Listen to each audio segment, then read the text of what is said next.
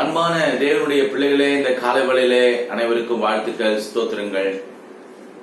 கர்த்தருடைய கிருபையினாலே நாம் 4 மாதங்கள் இந்த ஊரடங்கினாலே இருக்கிறோம்.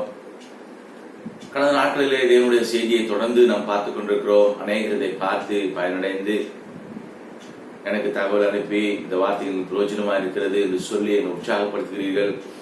இந்த வார்த்தையெல்லாம் கர்த்தர் கொடுக்கிற வார்த்தைகள். ஒவ்வொரு வாரமும் தேவன் அடியனுக்கு கொடுக்கிற வார்த்தைகளை நான் உங்களோடு கூட பகிர்ந்து கொள்கிறேன். இந்த வார்த்தைகளை தொடர்ந்து நீங்கள் கேட்டு பயனடையுங்கள். அநேகருக்கு இதை ஷேர் பண்ணுங்கள், சப்ஸ்கிரைப் பண்ண சொல்லுங்கள். கர்த்தர் நாம் மகிமைப்படுவதாக. இந்த நாளிலேயும் நாம் பார்க்கிற செய்தியினுடைய தலைப்பு, கர்த்தராகிய இயேசு கிறிஸ்து வருவதற்கு முன் மணவாட்டியாகிய சபை கண்டிப்பாக செய்ய வேண்டிய காரியங்கள் யாவை? What are the things the bride church should do before his coming? போன வாரத்தை கர்த்தருடைய வருகை குறித்து நாம் பார்த்துக் கொண்டிருக்கிறோம். 3 விதமான ஆயத்தங்கள் தேவை. முதலாவது பரிசுத்தம் என்னும் ஆயத்தம், விழித்திருத்தல் என்னும் ஆயத்தம், ஜெபம் என்னும் ஆயத்தம். 3 விதமான ஆயத்தங்கள் நமக்கு தேவை என்பதை பார்த்தோம். இந்த நாளிலேயும் இதனுடைய தொடர்ச்சியாக கர்த்தர் வருவதற்கு முன்பாக மணவாட்டியாகிய சபை கண்டிப்பாக தீவிரமாக செய்யப்பட வேண்டிய, கடைபிடிக்கப்பட வேண்டிய காரியங்களை ஆவியானவர் துணை கொண்டு நாம் தியானிக்க இருக்கிறோம். போகலாமா? வேதத்தை கையில் எடுத்து வைத்துக் கொள்ளுங்கள். கர்த்தர் நல்லவர். God is good. முதலாவது காரியம் 1 கொரிந்தியர் 11ஆம் அதிகாரம் 26ஆம் வசனம். அப்போஸ்தலனாகிய பவுல் கொரிந்தியருக்கு எழுதின முதலாம் நிருபம் 11ஆம் அதிகாரம் 26ஆம் வசனம். அதிலே போட்டிருக்கிறது, கர்த்தர் வருமளவும் கர்த்தருடைய பந்தியை நாம் ஆசரிக்க வேண்டும். எந்த மனுஷனும் தன்னைத்தானே சோதித்தறிந்து இந்த அப்பத்தில் புசித்து இந்த பாத்திரத்தில் பானம் பண்ண கடவன் என்னத்தினானில் அபாத்திரமாய் போஜனம் பானம் பண்ணுகிறவன் கர்த்தருடைய சரீரம் என்னதென்று நிதானி தெரியாதனால் தனக்கு ஆக்கினித்து போரும்படி போஜனம் பானம் பண்ணுகிறான். தேவ பிள்ளைகளே, கர்த்தராகிய இயேசு கிறிஸ்து வரும் நாள் வரை, அவருடைய வருகையின் காலம் வரை சபை கடைபிடிக்க வேண்டிய காரியங்களிலே முதலாவது நான் உங்களுக்கு குறிப்பிட வேண்டியது கர்த்தருடைய பந்தி. இந்த கர்த்தருடைய பந்தியை கடந்த 4 மாதங்களாக நம்மில் அநேகர் எடுக்காமல் இருக்கிறோம். ஏனென்றால் சபை இல்லை இல்லையா, ஊழியக்காரர் கூட முடியவில்லை, அதனால நம்ம எடுக்கல. ஆனாலும் இந்த காரியங்கள்லாம் முடிந்த பின்பு, சபை திறந்த பின்பு இந்த கர்த்தருடைய பந்தியை நம்ம ஒரு நாளும் விடவே கூடாது. சபையானது கர்த்தருடைய மரணத்தை நாம் நினைவு கூறப்பட வேண்டும் என்று ஆண்டவர் சொல்கிறார். ஆண்டவருடைய பிறந்த நாளை நினைவு கூறு என்று சொல்லவில்லை. ஆண்டவர் சொன்னார், என்னுடைய மரணத்தை நான் வருமளவும் நினைவு கூறுங்கள். அப்ப சபையானது கர்த்தருடைய வருகை மட்டும் செய்ய வேண்டிய முதலாவது காரியம் கர்த்தருடைய பந்தி. அபாத்திரமாய் அல்ல, பாத்திரமாய் எடுக்க வேண்டும், அஜாக்கிரதையா அல்ல. இன்னைக்கு கர்த்தருடைய பந்தியை நாம் எடுக்கிறோமா? முதல் கேள்வி. அப்படி எடுப்போமானால் அதை ஆயத்தத்தோடு தகுதியோடு கூட எடுக்கிறோமா, அபாத்திரமா எடுக்கிறோமா என்பதை நாம் சீர்தூக்கி பார்க்க வேண்டும். இன்றைக்கு அநேக கர்த்தருடைய பந்தி தேவையில்லை என்று சொல்லி ஒரு துருபதேசம் பண்ணுகிறதை நாம் பார்க்கிறோம். அவர் சொல்கிற விளக்கம் என்ன? ஜீவ அப்பம் நானே, இயேசு கிறிஸ்துவின் வார்த்தை தான் அப்பம். ஆண்டுடைய வார்த்தை இருக்கிறது, பரிசுத்த வார்த்தை, அதுதான் அப்பம். இயேசு கொடுக்கிற பரிசுத்த ஆவியானவர் இருக்காரு, ஹோலி ஸ்பிரிட், அதுதான் ஆண்டுடைய ரத்தம். அப்ப அவருடைய வார்த்தையை கேட்டு அவருடைய பரிசுத்த ஆவியை நாம் பெற்றுக்கொள்ளும் பொழுது நாம் திருவிழாவிலே பங்கு பெற்றதாக அர்த்தம். அதனால இது ஒரு சடங்கு. ஆனால் இந்த பந்தியை நாம் எடுக்க வேண்டிய அவசியம் இல்லை என்பதெல்லாம் போதிக்கிறதை நாம் பார்க்கின்றோம். ஆனால் வேதம் நமக்கு ஆண்டவராய் இயேசு கிறிஸ்து சொல்கிற காரியம் என்ன? யோவான் 6ஆம் அதிகாரம் 53 முதல் 56 வரை நீங்கள் வாசித்து பார்க்கும் பொழுது ஏசாமி சொல்றாரு, என் மாம்சத்தை புசித்து என் ரத்தத்தை பானம் பண்ணும் நித்திய ஜீவன் உண்டு. இதை கடைபிடிக்க வேண்டிய நாம் இதை கடைபிடிக்காவிட்டால் உங்களுக்கு நித்திய ஜீவன் இல்லை, கடைசி நாளில் நீங்கள் உயிரோடு எழும்ப முடியாது என்பதாக அந்த அதிகாரங்களிலே வாசிக்கிறோம். ஆண்டுடைய வருகையிலே பிரவேசிக்க வேண்டுமானால் சபையானது, மணவாட்டியானது கடைபிடிக்க வேண்டிய கர்த்தருடைய பந்தி. இதை எப்படி சொல்கிறோம்? கர்த்தருடைய பந்தி, ராபோஜனம், திருவிருந்து இல்லையா, பல வார்த்தைகளை நம்ம அதை அழைக்கின்றோம். Lord's table. இயேசுவே பந்தியை ஆசரித்தார். நீங்க பாத்தீங்கன்னா மத்தேயு 26ஆம் அதிகாரம் 26 முதல் 29 வரை பார்க்கும்பொழுது இயேசுவே ஒரு மேல் வீட்டு அறையிலே தம்முடைய சீஷர்கள்லாம் வரவழைத்து அவருடைய கால்களை கழுவினார் என்பதாக போட்டிருக்கு. யோவான் 13ஆம் அதிகாரத்தை நீங்கள் வாசிப்பீர்களால் இயேசு அவருடைய ஒருவருடைய கால்களை கழுவினார். அது தாழ்மையை வெளிப்படுத்துகிறார். அப்போ சீமோன் சொல்லுகிறான், பேதுரு, ஐயோ ஆண்டவரே, என் கால்களில் தொடக்கூடாது. ஆண்டவர் சொல்கிறார், இல்லை, நான் கால்களை கழுவவிட்டால் முன்னத்தில் எனக்கு பங்கு இல்லை.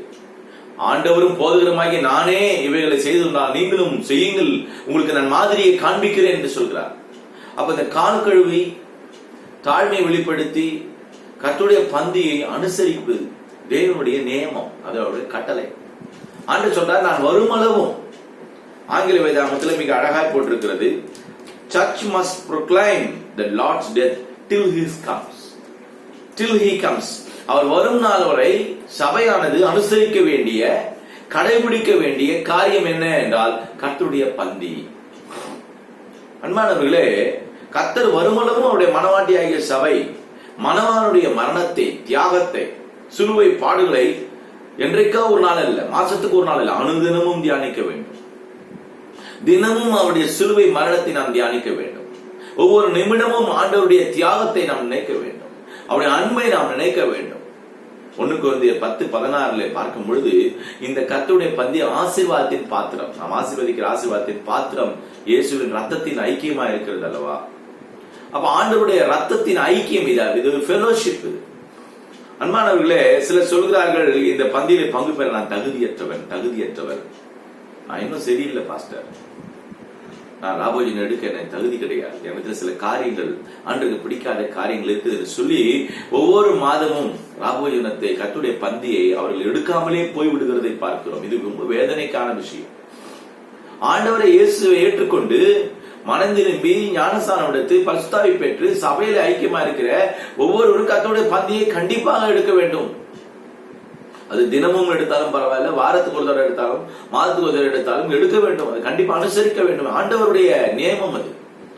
ஐயா, நான் தகுதி இல்லை என்று சொன்னா நாம் தகுதிப்படுத்திக் கொள்ள வேண்டும். வசனம் சொல்லுது, தன் பாவங்களை மறைக்கிறவன் வாழ்வடைய மாட்டான், அவைகளை அறிக்கை செய்து விட்டு விடுகிறவன் இரக்கம் பெறுவான். அப்ப நம்ம என்ன தகுதிப்படுத்திக் கொள்ளணும். ஆண்டவரே, என்னை மன்னியும், இந்த காரியம், இந்த பந்தி எடுக்க எனக்கு உறுத்தலா இருக்குது, தகுதி இல்லாமல் போல தெரிகிறது, என்னை மன்னியும் என்று சொல்லி கர்த்தரிடத்தில் அறிக்கையிட்டு அதை விட்டு மனம் பொருந்தி ஒப்பு கொடுத்து பின்பு நம்ம பந்தியிலே பரிசுத்த உள்ளத்தோடு அதை எடுக்க வேண்டும். இந்த பந்தி நம்மை சுகமாக்குகிற பந்தி. அதே நேரத்தில் இந்த கர்த்தருடைய பந்தியை நம்ம அபாத்திரமா எடுத்தால், வசனம் சொல்கிறது 1 கொரிந்தியர் 11 பவுல் சொல்கிறார், சிலர் நித்திரை அடைந்திருக்கிறார்கள், சிலர் வியாதியும் பலவீனமும் இருக்கிறார்கள். இது தகுதி இல்லாமல் நம்ம அபாத்திரமா ஏதோ சாப்பிடுறது மாதிரி, வீட்டுல அப்பத்தை வாங்கி சாப்பிடுற மாதிரி, ஏதோ ஜூஸ் குடிக்கிற மாதிரி நம்ம நிறைய பேர் அப்படி பண்றாங்க. அப்படி தகுதி இல்லாமல் அபாத்திரமா பயம் இல்லாமல் பங்கு பெற்றால் நமக்கு வியாதி வரக்கூடும், ஏன் மரணமே வரக்கூடும் என்பதாக வேதத்திலே எழுதப்பட்டிருக்கு. தேவனுடைய பிள்ளைகளே, அப்ப சபை அங்கத்தினர்கள் நாமே ஆராய்ந்து பார்க்க வேண்டும். நாம் கர்த்தருடைய பந்தியை நம்ம ஒவ்வொரு மாதமும் எடுக்கிறோமா? நிறைய பேரு அந்த பந்தி நேரத்தில் சபைக்கே வருவதில்லை. கேட்ட கல்யாணம், பங்கன், காட்சி, கர்த்தருடைய மரணத்தை நினைவு கூறுவதில்லை. அப்ப அவருடைய பட்ட தியாகமே வீணாய் போய் விடுகிறது. அப்போ சபை, நீங்கள் அவருடைய பந்தியிலே பங்கு பெற்றால் தான் மனவாட்டிய சபை எடுத்துக்கொள்ளப்பட முடியும். இல்லாவிட்டால் கண்டிப்பாக அவருடைய வருகையில் நீங்க போக முடியாது. இயேசுவே சொல்றார் யோவான் 6ஆம் அதிகாரத்தில், இந்த பந்தியை, இந்த மாம்சத்தை புசித்து ரத்தத்தை பங்கில் நிலைத்திருக்கிறான், நானும் அவனை நிலைத்திருக்கிறேன், கடைசி நாளில் அவனை உயிரோடு எழுப்புவேன். அப்போ கர்த்தருடைய பந்தியில பங்கு பெற்றால் தான் அவருடைய பரலோகத்துக்கு, அவருடைய வருகையில பிரவேசிக்கும் தகுதியை நாம் பெறுகிறோம் என்பதை நாம் முதலாவது அறிந்து கொள்ள வேண்டும். அப்போ சபையானது கடைபிடிக்க வேண்டிய முதல் காரியம் பந்தியில் தவறாமல் பங்கு பெறுவது. அதை நாம் விட்டுவிடவே கூடாது. ஜெபத்துடன், உபவாசத்துடன், முந்தின நாளே சனிக்கிழமையே உபவாசம் போட்டு ஜெபம் பண்ணி அந்த தகுதியோடு கூட ஆண்டவருடைய சிலுவை தியானத்தை தியானித்து பயத்துடன் பந்தியிலே பங்கு பெற வேண்டும். நான் அநேக இடங்களில் பார்த்திருக்கிறேன், ஏன் என்னுடைய ஆலயத்திலே நான் பார்த்திருக்கிறேன். அங்க பந்தி எடுக்கணும் போது சில பேசிக் கொண்டிருப்பார்கள், அங்கே அவர்கள் ஏதாவது காரியங்களை பண்ணி கொண்டிருப்பார்கள். மிகுந்த பயபக்தியோடு அனுசரிக்க வேண்டும். அது பந்தி முடிந்து விட்டால் அவ்வளவுதானா? அப்படி கிடையாது. ஒவ்வொரு நாளும், ஒவ்வொரு நிமிஷமும் அவருடைய தியாகத்தை, அவருடைய அன்பை, அவருடைய சிலுவை மரணத்தை நாம் தியானிக்க கடமைப்பட்டிருக்கிறோம். அன்பானவர்களை, அனுதினமும் நான் சாகிறேன் என்று பவுல் எழுதுகிறார். அனுதினமும் நான் சிலுவையை சுமக்கிறோம் என்பதாக எழுதுகிறார். அப்ப அனுதினமும் நம்ம இந்த பந்தியிலே பங்கு பெற்று அந்த சிலுவை பாடுகளை யோசிக்கிறவளா, சிந்திக்கிறவளா, தியானிக்கிறவளா இருக்க வேண்டும். அப்பொழுதுதான் சபை எடுத்துக்கொள்ளப்படும். இரண்டாவதாக, கர்த்தருடைய வருகைக்கு முன்பாக சபை செய்ய வேண்டிய கடைபிடிக்க வேண்டிய அடுத்த காரியம் என்ன என்பதை பார்க்கும் பொழுது சுவிசேஷம் அறிவிப்பது. To preach the gospel, announcing the gospel, preaching the gospel to unknown. மத்தேயு 24:14 ஆண்டவர் சொல்றார், என்னுடைய வருகைக்கு முன்பாக அடையாளம் என்ன? ராஜ்யத்தினுடைய இந்த சுவிசேஷம் பூலோகம் எங்கும் உள்ள சகல ஜாதிகளுக்கும் பிரசங்கிக்கப்பட வேண்டும், அப்பொழுது முடிவு வரும். அப்ப ஆண்டவருடைய வருகைக்கு முன்பாக சபையானது செய்ய வேண்டிய அடுத்த காரியம் என்ன? பந்தி எடுத்துக்கொண்டு வீட்டில் இருப்பதல்ல. நம்ம ரட்சிக்கப்பட்டாச்சு, ஞானஸ்நானம் எடுத்தாச்சு, சபைக்கு போறோம், பந்தி எடுக்கிறோம், நாங்க அபிஷேகம் பெற்றிருக்கிறோம், அவ்வளவுதானா? சபை வேலை முடிஞ்சிருச்சா? கிடையாது. இந்த இயேசு சுவாமியின் அன்பை, நற்செய்தி, சுவிசேஷம் என்றால் குட் நியூஸ், இவாஞ்சலிசம். அப்ப இந்த இவாஞ்சலிசத்தை, சுவிசேஷத்தை பிறருக்கு அறிவிக்க வேண்டும், அது கடமைப்பட்டிருக்கிறோம். நீங்க அப்போஸ்தலர் 8ஆம் அதிகாரத்தை பார்த்தால், சிதறி போன யூதர்கள் எல்லாம் பூமி எங்கும் சிதறி அவர்கள் சுவிசேஷத்தை பிரசங்கம் பண்ணினார்கள். பிலிப்பு என்பவன் சமாரியா பட்டணத்துக்கு சென்று சுவிசேஷத்தை பிரசங்கித்தான் என்பதாக அப்போஸ்தலர் 8ஆம் அதிகாரம் 4-5 வசனங்களை பார்க்கின்றோம். அன்பானவர்களே, சுவிசேஷத்தை சொல்லும் பொழுதுதான் அந்த பட்டணத்தில் மிகுந்த சந்தோஷம் உண்டாயிற்று என்பதாக எழுதப்பட்டிருக்கு. அப்போஸ்தலர் 8:8. நம்முடைய ஆண்டவராகிய இயேசு கிறிஸ்துவை பாருங்கள். மத்தேயு 9ஆம் அதிகாரம் 35ஆம் வசனத்திலே இயேசு சகல பட்டணங்களையும் கிராமங்களையும் சுற்றி நடந்து ராஜ்யத்தினுடைய சுவிசேஷத்தை பிரசங்கித்து ஜனங்களுக்கு உண்டான சகல வியாதிகளையும் நோய்களையும் அவர் சொஸ்தமாக்கினார். Jesus went about all the cities and villages to preach the gospel of the kingdom and healing every sicknesses among the people. நம்முடைய ஆண்டவரே சுவிசேஷத்தை சொல்லி இருக்கிறார். தெருவாய் நடந்து பட்டணங்கள் தோறும் கிராமங்கள் தோறும் நாம் போகிறோமா? சுவிசேஷத்தை அறிவிக்கிறோமா? இந்த 4 மாதம் ஊரடங்கு லாக்டவுன்ல வீட்டுல இருந்தோமே, ஏப்ரல், மே, ஜூன், ஜூலை, வேலைக்கு போகாத நாட்களிலே இல்ல வேலைக்கு போகும் போதும் நம்மகிட்ட போன் இருக்கு. இப்ப நம்ம தெருக்களுக்கு போக முடியாது, கிராமங்களுக்கு போக முடியாது. ஆனா நம்மகிட்ட மொபைல் வீட்டுல இருக்கு, எல்லார் வீட்லயும் இல்லையா? மொபைல்ல கான்டாக்ட் பண்ணி நம்மளுடைய ரிலேஷனுக்கோ இல்ல வியாதிப்பட்டவர்களுக்கோ நம்ம ஃப்ரெண்ட்ஸுக்கோ அவங்களுடைய சுவிசேஷத்தை என்றைக்காவது நம்ம பகிர்ந்து இருக்கிறோமா? அவருடைய அன்பை யாருக்காவது நம்ம சொல்லி இருக்கிறோமா? அப்படி சொல்லியிருந்தால் அவர்கள் ஆண்டவரை நம்பி இருப்பார்கள், விசுவாசிப்பார்கள். தேவ பிள்ளைகளே, 1 கொரிந்தியர் 9:14 பவுல் சொல்கிறார், சுவிசேஷத்தை நான் பிரசங்கியம் என்றால் எனக்கு ஐயோ, அது என் மேல் விழுந்த கடமையா இருக்கிறது. It's a duty for every Christian to preach the gospel. இது யாரோ ஒரு சுவிசேஷகருடைய வேலை, சுவிசேஷம் சொல்வது, போதவருடைய வேலை. இது சுவிசேஷம் என்னுடைய வேலை இது கிடையாது. என்னுடைய வேலை போனோமா, சர்ச்சில் உட்கார்ந்தோமா, செய்தியை கேட்டோமா, பாட்டு பாடணுமா, காணிக்கை போட்டோமா, அவ்வளவுதான். நம்ம வேலை முடிஞ்சு போச்சு. இருக்கிறது ஒரு நாள் ஞாயிற்றுக்கிழமை லீவு, 6 நாளெல்லாம் 6 நாளைக்கு வேலைக்கு போறோம். நம்ம எங்க டைம் இருக்கு சுவிசேஷம் சொல்றோம். நான் வேணா ஒரு 500 ரூபாய் 1000 ரூபாய் கொடுத்துடுறேன், நீங்க போய் சுவிசேஷம் சொல்லுங்க. மாணவர்களே, நீங்க காணிக்கை கொடுப்பதோ சுவிசேஷம் சொல்றது உற்சாகப்படுத்துவதோ தவறல்ல, நல்லது, தேவைதான். ஆனால் நாம் ஒவ்வொருவரும் நாம் வேலை செய்யற இடங்கள் நம்ம சில நினைக்கிறோம் சுவிசேஷம் சொல்லணும்னா உடனே ஒரு வேன் பிடிச்சிக்கிட்டு கிராமத்துக்கு போனோம், ஒரு வேன் பிடிச்சிட்டு ஒரு இடத்துக்கு போனோம், அங்க போய் பாட்டு பாடணும், தெருவில் பேண்ட் அடிச்சு வசனத்தை சொல்லணும், அதுவும் சுவிசேஷம் தான். ஆனா ஒவ்வொரு நாள் நாம் வேலை செய்யற இடத்துல, படிக்கிற இடத்துல, சமுதாயத்துல, நண்பர் இடத்துல, தெரிஞ்சவங்க இடத்துல, கடைக்கார இடத்துல, இல்ல அண்ணாச்சிக்கிற இடத்துல, மீன்கார அம்மாட்ட, கீரைக்கார அம்மாட்ட, நம்ம பக்கத்துல இருக்க வீடுகளில், நம்ம சொந்தக்காரங்கிட்ட, நம்ம பஸ்ல பயணிக்கிறவங்க, ட்ரெயின்ல பயணிக்கிறவங்க, நம்ம பாக்குறோம் ஹலோ சொல்றவங்க, ஆண்டுடைய அன்பை நாம் பகிர்ந்து கொள்ள கடமைப்பட்டிருக்கிறோம். இது ஒரு மதமாற்றம் அல்ல, மனமாற்றம். நம்ம என்ன சொல்ல போறோம்? ஏசாமி நல்லவர். சுவிசேஷம் என்றால் என்ன? இயேசு வானத்தை பூமியும் படைத்தார், எல்லாவற்றையும் தேவன் படைத்தார். மனிதன் அவனோடு கூட, ஆண்டவரோடு கூட இருந்தான். கீழ்ப்படியாமையினாலே அவன் தேவனை விட்டு பிரிந்தான், பிசாசு அவனை கெடுத்தான். பின்பு அந்த மனிதனை தன்னோடு சேர்க்க பல பிரயாசங்களை ஆண்டப்பட்டு ஒன்றும் பண்ண முடியவில்லை. கடைசியில தேவனே மனிதனாக இறங்கி இயேசு என்ற பேர்ல இறங்கி வந்தார். சிலுவையிலே மனிதனுக்காக தன் ஜீவனை கொடுத்தார், ரத்தம் சிந்தி நம்மை மீட்டுக் கொண்டார். அவர் அன்புள்ள தேவன். அவரை நோக்கி நீ கூப்பிடும் பொழுது உன்னுடைய எல்லா காரியங்களும் அவர் கர்த்தர் செய்வார். அவர் உனக்காய் பரலோகத்தை ஆயத்தம் பண்ணி இருக்கிறார். அவரை ருசித்துப்பார். உன் சாபம் எல்லாம் மாறும், உன் பாவம் எல்லாம் தீரும், உன் வியாதி எல்லாம் சுகமாகும். அவர் ரொம்ப நல்ல தேவன். உன் ஜபத்தை கேட்கிறவர்.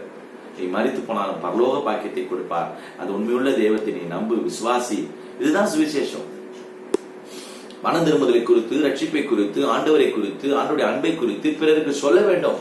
இது நம்ம மேல் விழுந்த கடமை என்பதாக பவுல் சொல்லுகிறார். விசுவாசிகளே, நமக்கு சுவிசேஷ தாகம், சுவிசேஷ வாஞ்சை இருக்கிறதா? கிறிஸ்துவின் நாமம் சொல்லப்பட்டிராத இடங்களில் சுவிசேஷம் அறிவிக்கும்படி நாடுகிறேன். ரோமர் 15:21 பவுல் எழுதுகிறார். Preaching the gospel to the people who have not heard. அதாவது சுவிசேஷத்தை கேள்விப்பட்டிராத இடங்களில் போய் சொல்லணும், கேள்விப்பட்டிராத மக்களுக்கு.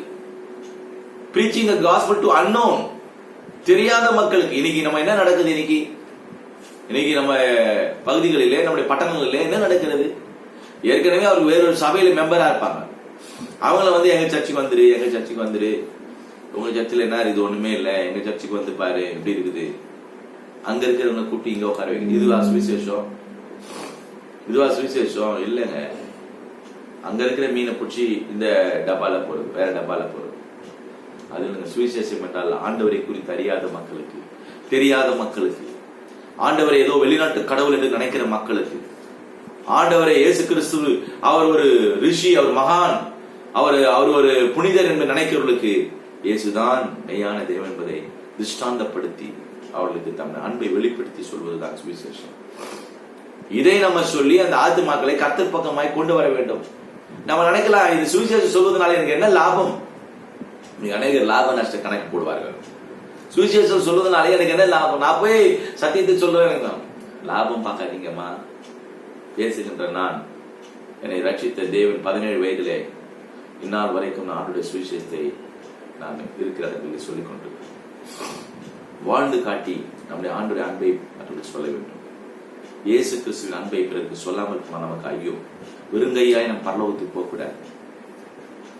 நம்ம மரித்து பரலோகம் போகும்பொழுது வெறுங்கையா ஆண்டு வரும்பொழுது ஆண்டு நம்ம கணக்கு கேட்பார். நம்ம மொபைல் நம்ம கையில் இருக்கிறதே, அதுல உட்கார்ந்து கொண்டு தேவையற்ற காரியங்களை நம்ம பார்த்து கொண்டிருக்கிறோம்.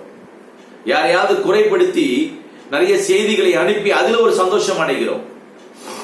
ஆனால் அதே மொபைலை பயன்படுத்தி எத்தனையோ பேரை கால் பண்ணலாம், டெக்ஸ்ட் பண்ணலாம்.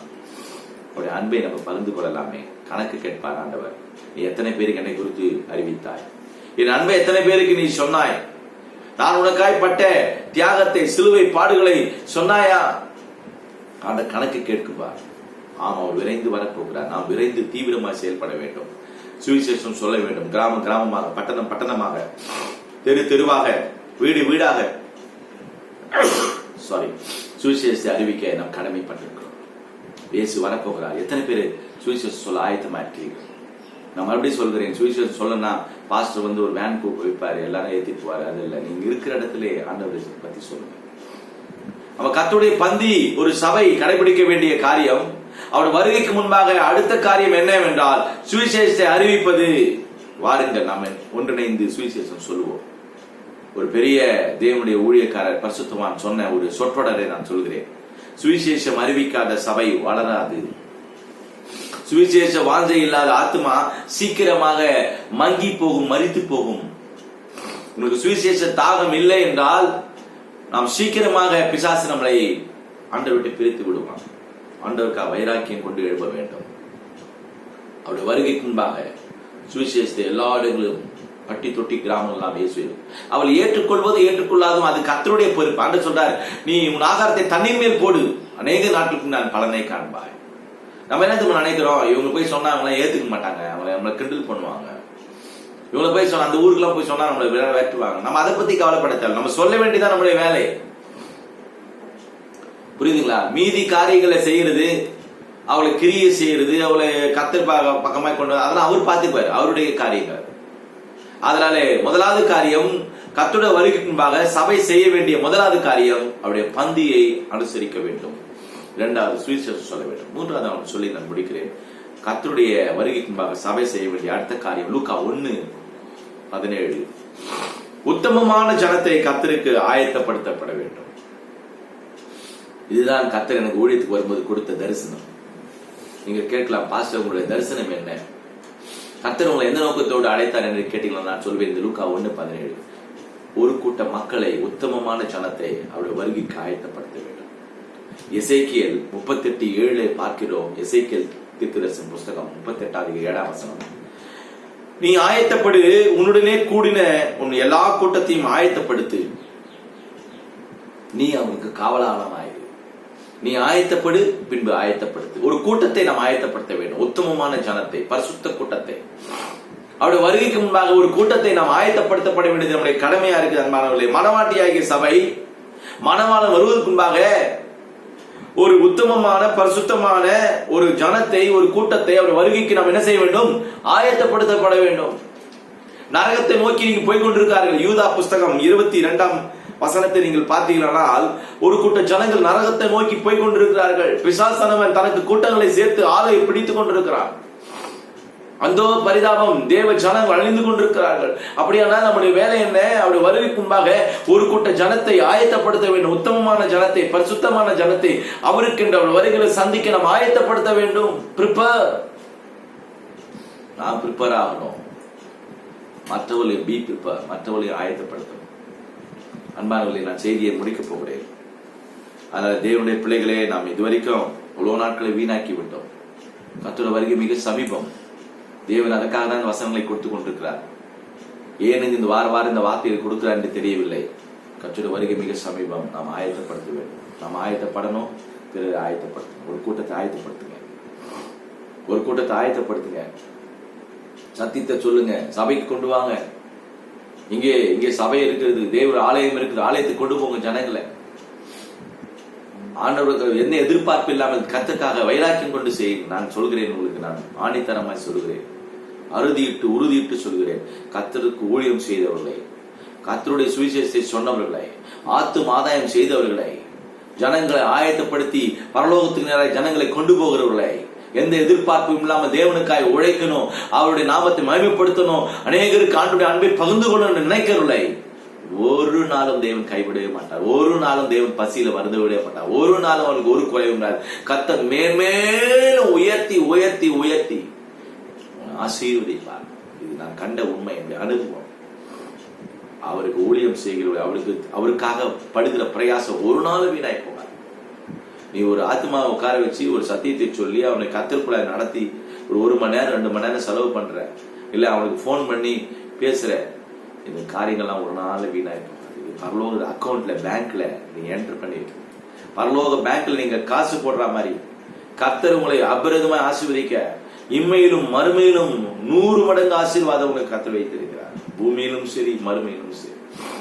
அநேக பரிசுத்தவான்கள் தன் ஓட்டத்தை முடித்து மறித்துக் கொண்டிருக்கார்கள். ஒவ்வொரு நாளும் பார்த்தால் அநேக தேவ ஊழியர்கள் பாதிக்கப்பட்டு மறித்துக் கொண்டிருக்கிறார்கள். கடைசி காலத்தில் வந்திருக்கிறோம். ஆண்டவருடைய வருகை மிக சமீபம். பூமியில நீதிமான்களை எடுத்துக் கொண்டிருக்கிறார். நாம் எம்மாத்திரம் பேசுகிற நான் எம்மாத்திரம் என்பார்கள். நாம நிதானிக்கணும். அதனால கர்த்தருடைய வருகைக்கு முன்பாக சபையானது, மனவாட்டியானது செய்ய வேண்டிய 3 காரியங்கள். முதலாவது, அவர் வரும் அளவும் அவருடைய பந்தியை அனுசரிக்க வேண்டும், தவறாமல் ஆயத்தத்துடன். 2வது, பிறருக்கு சுவிசேஷத்தை, நற்செய்தியை அறிவிக்க வேண்டும். 3வது, ஒரு கூட்டம் மக்களை, உத்தமமான ஜனத்தை பரிசுத்தமான மனவாட்டியாக எழுப்பி அவர்கள் சத்தியத்தை சொல்லி அவளை உருவாக்க வேண்டும். சத்தியத்தை சொல்லி அவர்களை பரிசுத்தப்படுத்தி தேவனுக்குள்ள அவர்களை கட்டி எழுப்பி உருவாக்க வேண்டும். கர்த்தருடைய பிள்ளைகளே, இதுக்குடைய பலன் இயேசு வரும்பொழுது நிச்சயமாய் அவர்களுக்கு கொடுப்பார். நான் சிலது நினைப்பேன், எவ்வளோ பாரப்பட, எவ்வளோ கஷ்டப்படுறமே. ஆண்டு சொல்வார், மகனே நான் வருகிறேன், நான் வரும்பொழுது நான் அளிக்கும் பலன் நடுக்குள் வருகிறேன். நிச்சயமா அவர் பலன் கொடுப்பார். பூமியிலும் ஆசீர்வாதம். ஒரு நாளும் கவலைப்படாதீங்க. அவர் வருகை ஆயத்தப்படுங்க. சபையை, மனவாட்டியை நம்ம எல்லாரும் ஆயத்தப்படுவோமா? கண்களை மூடி கர்த்தரை நோக்கிப்பார். பரலோக பிதாவே, இந்த நல்ல வேலைக்காய் ஸ்தோத்திரம். இந்த காலை நேரத்திலே உடைய வருகைக்கு முன்பாக சபையானது, மனவாட்டியான செய்ய வேண்டிய 3 காரியங்களை குறித்து நாங்கள் பார்த்தோம். இதை கேட்டுக்கொண்டிருக்க, பார்த்துக் கொண்டிருக்க ஒவ்வொருவரையும் ஆசீர்வதிங்க. கர்த்தருடைய பந்தியை யாரும் அசட்டையா விட்டுறக்கூடாது. அநேகர் பந்தியில நான் தகுதியற்றவன் என்று எழுந்து போய் விடுகிறார்கள். அப்படி இல்லாதவரை, தகுதி இல்லாத எங்களை தகுதிப்படுத்தி இந்த பந்தியில இனிமேல் அது சத்தியத்தை கேட்ட பிறகு பந்தியை ஒரு நாளும் விட்டு விடாதபடி, வாழ்நாள் முடியும் மரணம் பரியந்தம் இந்த பந்தியை விட்டு விடாதபடி இதை அனுசரிக்க கர்த்தர் கிருபை செய்யும். ஆண்டவரே, சுவிசேஷத்தை நாங்கள் எப்படியாகிலும் யாருக்காகவும் சொல்லணும். சமயம் வாய்த்தாலும் வாய்க்காவிட்டாலும் எப்படியாகிலும் யாருக்காக ஒருவருக்காக ஒரு நாளைக்கு சுவிசேஷத்தை நான் சொல்லணும். பெரிய காரியங்களை சொல்வதல்ல, அடுக்குமொழியில பேசுவதல்ல, சாதாரணமா ஆண்டவர் வார்த்தை அவருடைய அன்பை பிறருக்கு அறிவிக்க, நல்ல செய்தியை அவர்களுக்கு அறிவிக்க எங்களுக்கு உதவி செய்யுங்க. எங்களை தைரியப்படுத்துங்க. வெக்கங்களை எடுத்து போடுங்க, பயத்தை எடுத்து போடுங்க, கூச்சத்தை எடுத்து போடுங்க. எப்படி நான் சொல்வது, அவர் சொன்னால் என்ன நினைப்பார்கள், என் பிரஸ்டீஜ் என்ன ஆவது என்பதை குறித்து நாங்கள் யோசிக்க கூடாதப்பா. ஆண்டவரே, உங்களுடைய அன்பை நாங்கள் சொல்ல கடமைப்பட்டிருக்கிறோம்.